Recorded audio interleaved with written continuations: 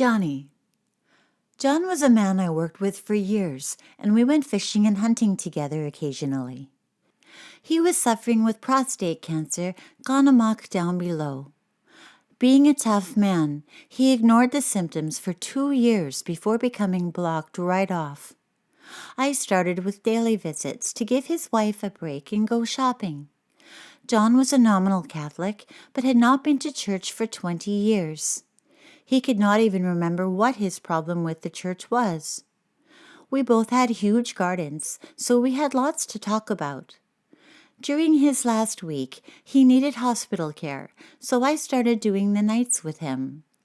I did notice he was registered as Catholic, but wanted no clergy to visit. When I asked him about this, he said, "I have not been to confession for 20 years, so he was going to hell anyways." He was so upset about this.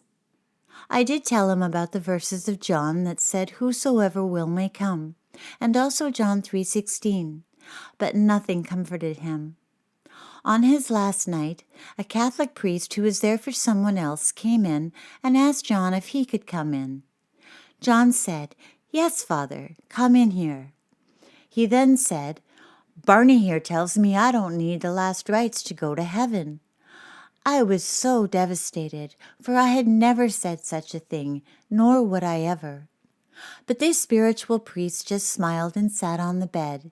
He then said, "Johnny, do you believe Jesus is the Son of God and he died for our sins?" John thought about this and finally said, "Yes, Father, I believe that." He then asked if he was sorry for his sins. John's reply was, "Yes, Father, I am really sorry, very sorry." The priest then said, "Johnny, you are going to heaven." He pushed the priest aside and said, "Is that right, Barney?" I was so upset I could only smile and say, "Yes, Johnny, you're going to heaven." The priest blessed him and left us alone.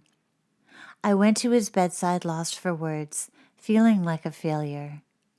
He took my hand and thanked me for straightening him up, as he put it. I was lost for words, knowing I did nothing at all. He thanked me for all my time with him over and over, and lay back peaceful and smiling at me. In about 10 minutes, he closed his eyes and was gone. I was so glad he passed this way, because I sure did not feel I was a success this time. I did learn a lesson about asking for professional chaplain help when needed.